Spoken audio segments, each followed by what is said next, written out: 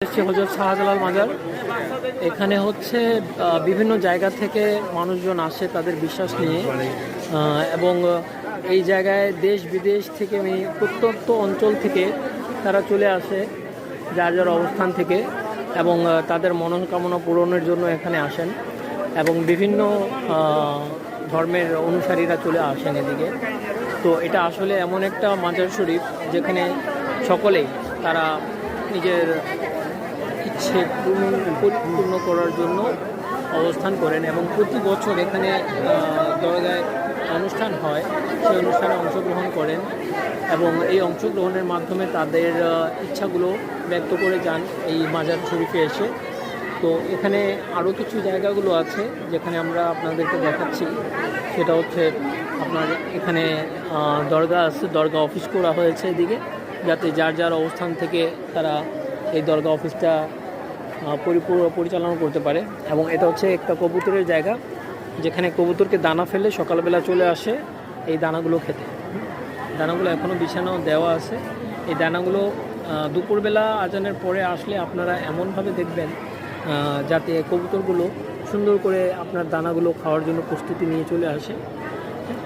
তো এখন আপাতত দানা দেওয়া আছে তাদের জন্য, সকালবেলা আবার তারা যেন ফিরে আসে দানা দেওয়ার জন্য, তাই এখানে অনেক শুভাকাঙ্ক্ষীজন অপেক্ষা করেন।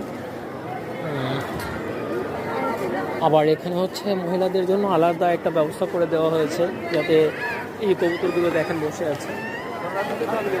হ্যাঁ, চারিপাশে কিন্তু কবুতর বসে আছে এখন ঘুমানো অবস্থায়।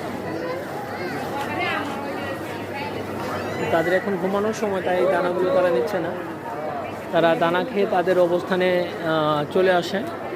এটা হচ্ছে মহিলাদের নামাজ পড়ার জায়গাটা। এপাশ দিয়ে হচ্ছে ক্যান্ডেলগুলো জ্বালায়, এপাশে এক সাইডে ক্যান্ডেলগুলো জ্বালায়, এবং হাঁড়ি আছে ওদিকে, ওই হাঁড়িটা ঘোরানো হয়, হাঁড়িটাও ঘোরানো হয় মাঝে মধ্যে তাদের ভাগ্য নিয়ন্ত্রণের জন্য। হ্যাঁ, তো আসলে দরগাটা আসলে অনেকটাই মনস্কামনা পূরণের জন্য একটা জিয়ারত। তো আমরাও এই জিয়ারতে অংশগ্রহণ করতে অবশ্য পারিনি, আজকে আমাদের অনেক লেট হয়ে গেছে এবং আমাদের হাতে সময়ও খুব সীমিত, তাই ভোলাগঞ্জ এবং সাতাপাথর মিলে সমস্ত জায়গা ঘুরে টুরে আসার পরে আমাদের যতটুকু সময় হয়েছে আমরা এসেছি। আমরা এখানে ঘুরে দেখছি আর কি সব কিছু, এরপরে আমরা চলে যাব